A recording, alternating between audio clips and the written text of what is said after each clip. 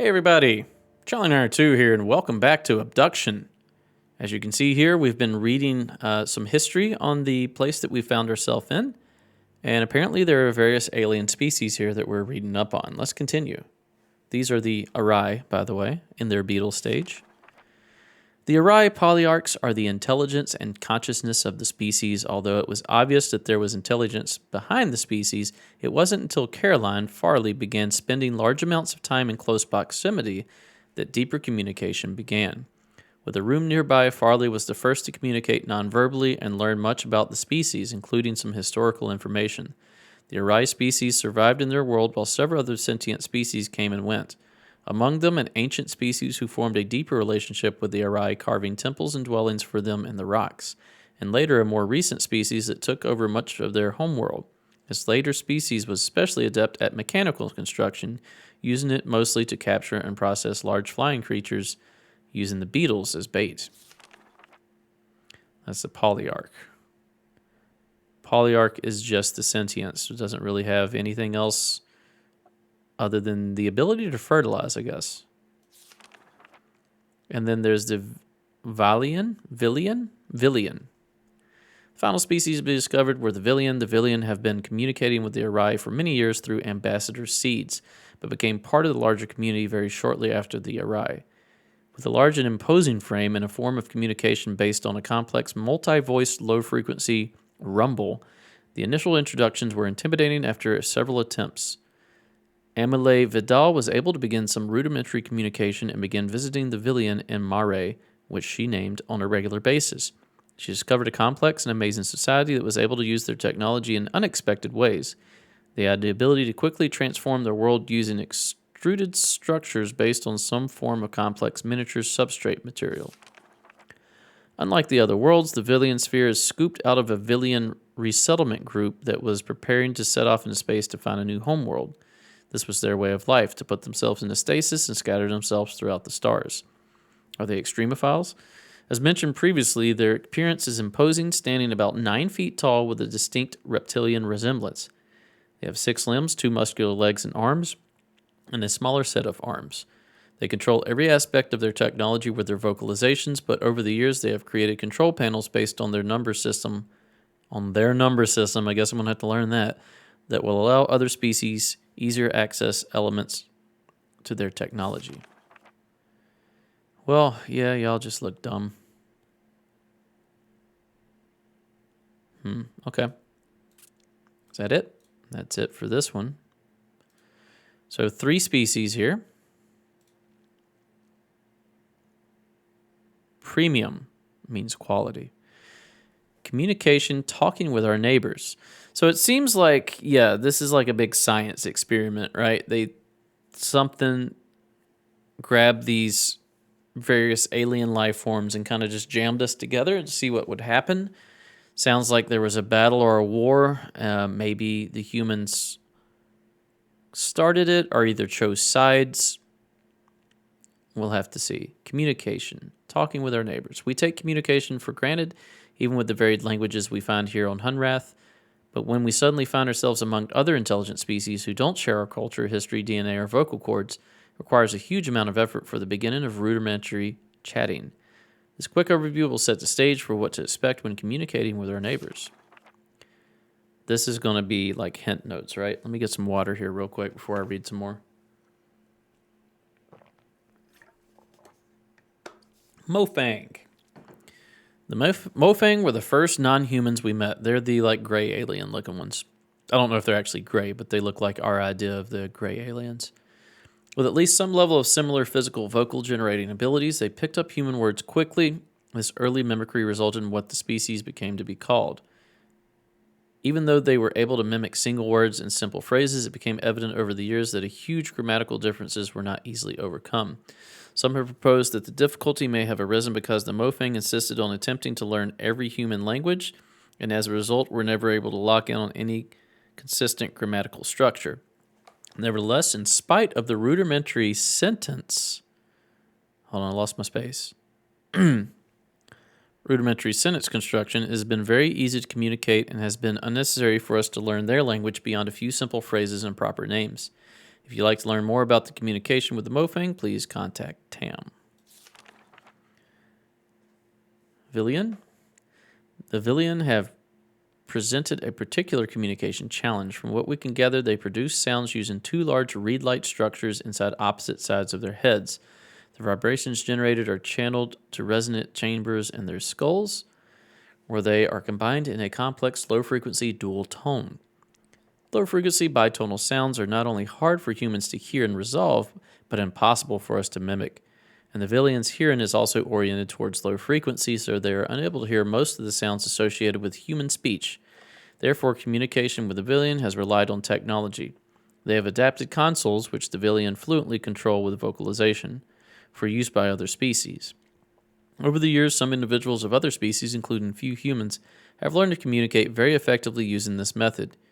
Humans have been able to pick out some higher frequency characteristics of certain key Villian words over the years, and although we can't speak to them in a way that the Villians can understand, we are occasionally able to hear and recognize these words when spoken distinctly by the Villian. If you'd like to learn more, contact Vito. Then finally, the Arai. None of the stages of the Arai morphology have any vocalization apparatus because the obvious synchronization of the barnacle flash and the ability of the pawns to provide for and address the needs of the polyarchs, it was assumed that the species could communicate effectively. It was not until Farley began to spend large amounts of time in the polyarch antechamber that the first clues to this communication became evident. After months of research, Farley began to have limited success with receiving some kind of simple messages that were coming from the polyarchs. It is apparent now that polyarchs have been attempting to communicate the entire time, but they themselves have been experimenting with various channels till they finally got a response from Farley. After this breakthrough, others were able to tune in to the polyarchs and learn to listen. Both the polyarchs and the pawns have simple organ that can sense human vocal frequency and enable them to sense simple responses from humans, but over the years, Farley was able to learn to speak to the polyarchs via a related form of extrasensory transmission. Talk to Farley if you'd like to know more. So it seems like these three individuals, Farley and the other two, have chosen to align themselves with these alien races and maybe even decide that, hey, I'm going to side with them during a conflict. Who knows? All right, last book. Seed information. We saw this at the beginning. Ambassador seeds were first documented about 150 Earth years ago. They occur about once every 400 days. If the trees remain healthy, natural seed swaps occur between pairs of seeds that we now know drop simultaneously from healthy trees in paired sphere. When each seed was touched by a species in sphere, the swap occurred, sending an ambassador from each sphere to the paired sphere. Location of the swap is defined by the locations of the pairs of seeds. After the first swap, the seeds recharge quickly, allowing for a quick return. First meetings were intense but naturally short. It was quite a surprise for both the Mofang and us. Over time, the seeds required more time to recharge, producing longer visits between species. Collector seeds. Okay, so that's different than ambassador seeds. Everyone who arrives is familiar with the collector seeds. The bright light that we were all drawn to right before the event that brought us here is the collector seed. What new arrivers may not be aware of is that these seeds, like all seeds, come in pairs. When the tree drops a collector seed on the ground, it signals that its twin has begun its quest for a new being. That search may take hours or it may take years. When an appropriate situation, unnatural threat of death, is found, the seed activates and swaps a smaller but varying-sized sphere from Earth, varying-sized, or whatever appropriate homeworld here to Hunrath. As Hunrath became more populated, we would watch for a newly dropped collector seed, collect it, and place it in the entry canyon area. This allowed us to provide a more predictable entry experience for new arrivers, and provide a single area to collect any resources that may have come along with the new arriver. Makes sense. Unlike ambassador seeds and mother seeds, collector seeds do not seem to survive. The inner core is spent, leaving only the lifeless outer husk. All right, mother seeds, postulated but unverified, first suggested by Alima Hamza, 2232BH, before harvest? The notion of mother seeds extrapolates the behavior of the lesser seeds to a superseed. She posited that the process that actually created the paired spheres was similar to all other swaps, but on a much grander scale. The idea is that two seeds from a mother tree were scattered on the galactic winds to find appropriately similar environments. When matches were found, some process was triggered that swapped large portions of landscape between vastly different worlds. Alima further noted that the trees' locations in the center of the spheres suggested that the trees grew from these mother seeds. Because of these similarities, it has been conjectured that reswapping the entire environmental spheres might be possible with a larger scale version of the ambassador seed machine. Kind of makes sense. Okay. Still, is that a random occurrence, or is that cultivated by some higher being? Okay, let's see what this does.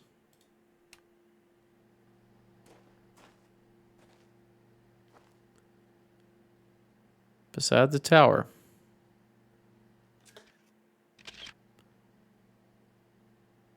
Above. Oh, this is the sphere, right? No, this is the sphere. Behind the rail yard is something. Welcome. That's a real picture. One of the developers, Kickstarters maybe, had that picture. Oh, there's more stuff to read. Hold on, let me use some chapstick. Really wish these were voice acted, because I know you guys don't want to hear my voice. Welcome to Hunrath. Please give us a bit of information about you so we can get to know you a little better. Your name, date you came from, please use 4-digit year, where you came from, country and city, circumstance under which you were taken. Please note any dangers you noticed, emptied and filled, or filed. Samuel Karen, January 2017, from Madagascar, Manakara. I had just arrived and was driving my supply truck along the coast south of Manakara when I recall being washed away and the seed appeared. Male 61. What is this? Vasil Regenbogen? 1942, Germany? The last thing I recall was a large rumbling when I was hiding in the cellar of a vacant building. I ran towards a bright light in a stairwell. So you were like saved. Maria Gallego, 1988. Cozumel. Cozumel. On my boat in a bad storm. Oh no. So it sounds like everybody was in danger. And the seeds saved them? Is that like the bright light you see or that we talk about seeing? Because he was his truck was washed away. He was in World War II.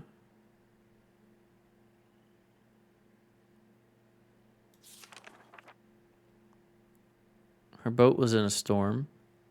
And then Jainkiyu, I'm sorry if I mispronounced that. 2042. Tell us, is the pandemic over by then? Portland, United States of America, skiing, Mount Hood. So you had a skiing accident. Okay, so it comes to you in times of danger or peril. And like saves you. But then experiments on you. But you would have been dead anyway, so like it's more justified, I guess. Take a picture of this. Yes, we should. King 888. Don't know if that'll be relevant, but it may be.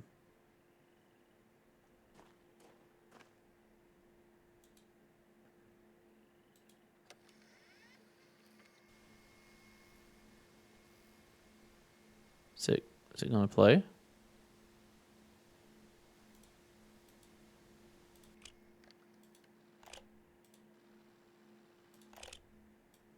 Maybe we got to rewind it first. Look at the tape. Turn it over. Play. Here we go. We all lost everything. Everything but our stories. And they shouldn't be forgotten. I was 3. It was April of 1983. Cecil, it was 1870 for you. Sam and Vera, you tell it like it was was yesterday, but it's been 62 years since you saw that blast of light. And that's where all of our news stories began, that light. It streaked across the sky, mesmerizing, but unnerving. Some of you were alone. I wasn't. My dear grandma, God bless her, rejoiced as if it was some forebearer of good fortune. Vera, you said you recall smiling. None of us understood, but, well, we followed. Whether it was in the deep woods like Cecil or right outside town like Jane and Jenny, we were drawn to see more. Grandma lifted me from the carriage on the porch and walked into the yard so we could watch it unobstructed. Even in daylight, Joseph, you said it was gloriously bright. But in the twilight, it was spellbinding. And we all felt some kind of trepidation, and yet attraction as we approached it, and it approached us.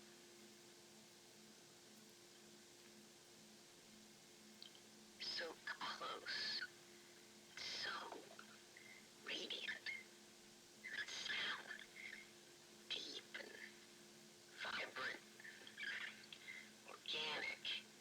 You all remember, there was no turning away. It advanced, almost like purposefully, spinning slowly until, well, it found us, each of us. We should tell these stories because it saved us, and there must be more. It was in the middle of the afternoon. I was watching the sunrise. It was about 2:30 in the morning. December 26, 1948. May 7th, 2009. September 3rd, 1995. I was down by the river. I was hiking in the desert, in the park with my grandson. I looked up and saw a Brilliant flash of light that exploded in the sky. The light it flew into the clouds and shined the trees and it disappeared. I looked around and, this. see if there was anyone around. See if anyone else had seen what I had seen. There was no one around. They all saw it too. Mom definitely saw it. Well, it was just beautiful. There was something calming about it. Yeah, I don't mind telling you, I was kind of freaking out. I tried to follow it, trying to get a better look at it. I wanted to see it again. I came to a place where it had disappeared. Overlooked, but I found nothing. And it streaked through the sky again. It seemed like it was looking for something. Or looking for someone. And then it found me. And it found me. Found me. Found me. Found me. Found me. Found me. It found me. Creepy. All right, so not all of their stories sounded like that they were in danger or peril, but maybe they just didn't know they were. Maybe there's like a tornado on the way or something. Who knows? But the ones checked in on the book over there, they all mentioned being in a life or death situation. Okay. This is all just horrifying. Look at this. It's nightmare fuel. Give me the pen. Can't take the pen. All right. What do we got here? Earth. Saria. Oh, we got heart. 1. Seed pair. 2. Find planets with similar atmospheres. 3. Swap. So a portion from Earth, portion from Soria. 4. Tree from seed. So tree grows in each one of these. Heart. underneath the tree is the heart.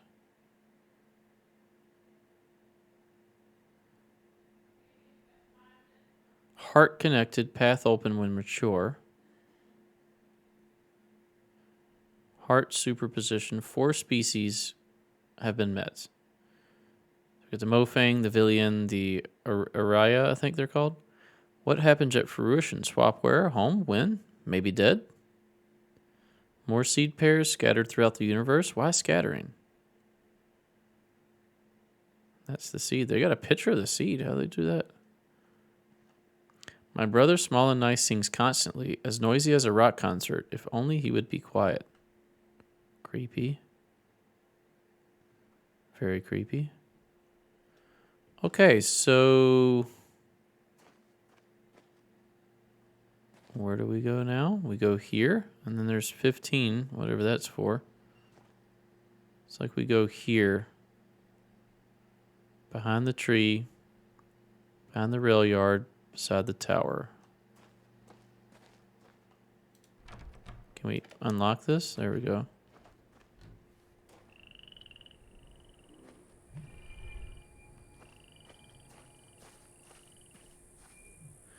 Well, let's go to where the circle is, I guess.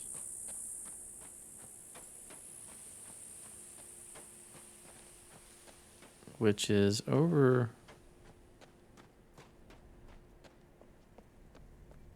this way, right?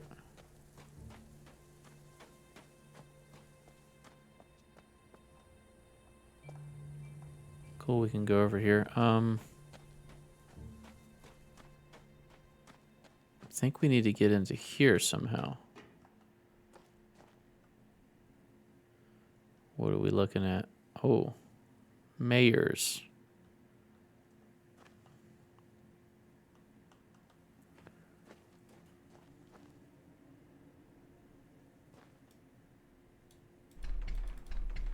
It's not opening. Let's go behind the rail yard again.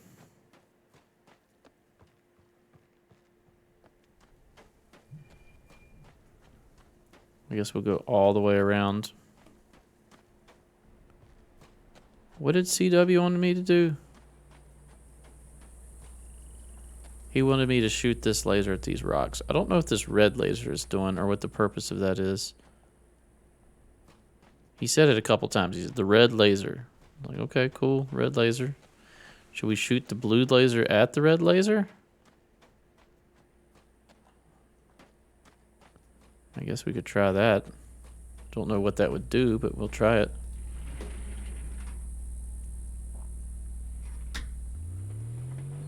Back it on up.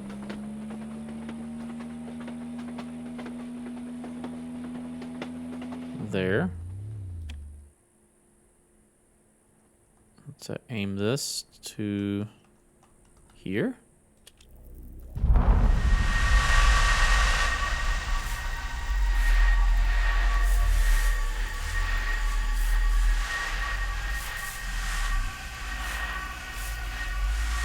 I hope we can breathe this atmosphere.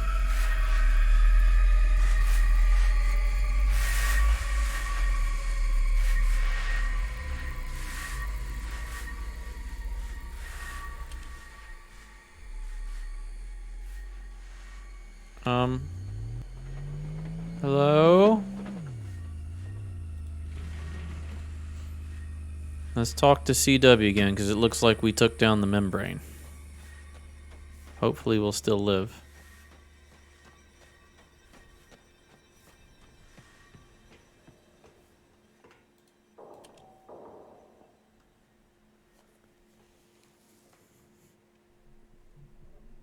Carfin, ouch! Son of a... Hold on. Greatly appreciate your help. But this will be complicated, especially for a new arrival like yourself. All right. That tree, the really big, strange one in the middle, well,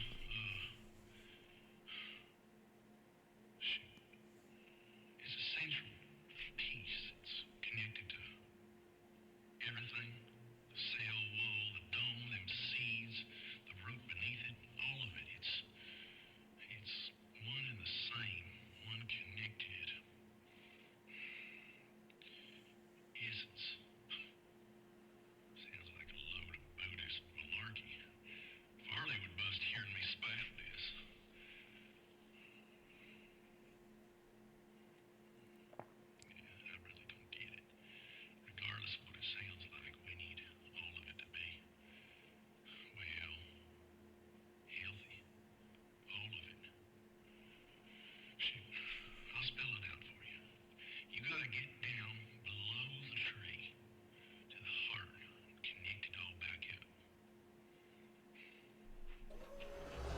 Okay. There's a cable up next to my big battery out there. If you haven't already, can you plug it in for me? It's one less thing for me. It's not the best time to be explaining this stuff.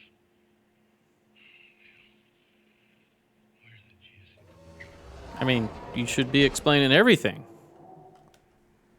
I'm clearly a fish out of water here. You should literally be explaining every single aspect of this to me. All right. But I guess we wouldn't have a puzzle game if you did that. We'd just have a go fetch quest game. So there's a cable that you wanted me to hook up. I feel like I hooked it up already, right? Then here's a cable.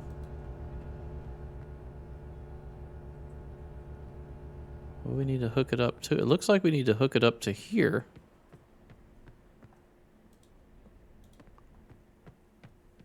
And then to here.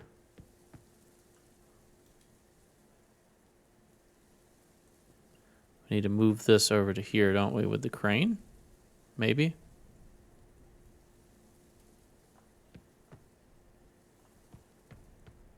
I feel like I've hooked your cable up, but maybe I haven't.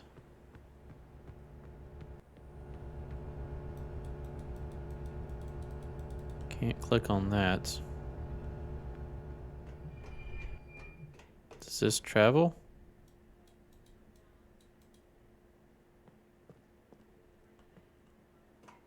I don't know how to get this to go.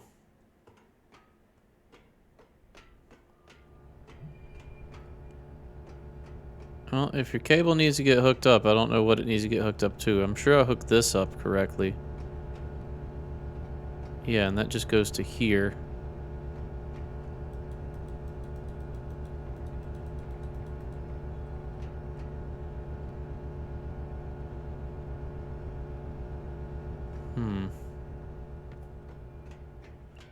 Says next to your big battery. I don't see one unless it's on the ground or something. How do we lift it up if that's the case?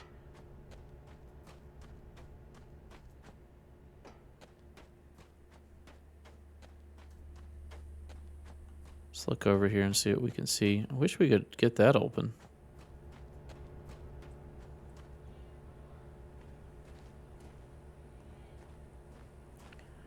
Not seeing anything.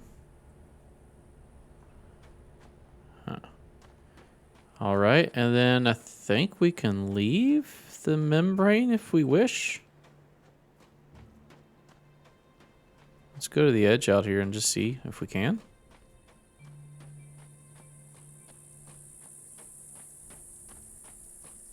Come on. You can run.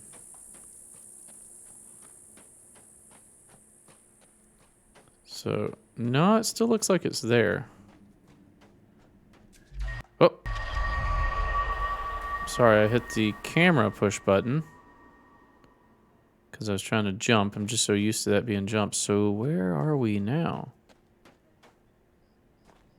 We can drive the cart through here. We probably need to. So we leave one part of the dome. We just come into another part.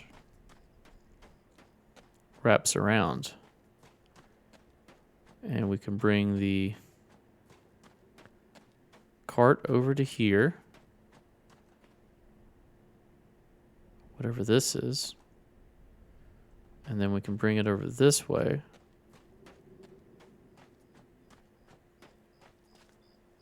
And why? Would we want to?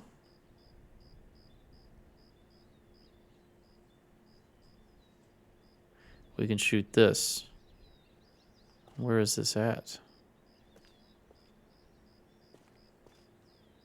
We're on the other side, but we can shoot down here, which is probably what we'll need to do.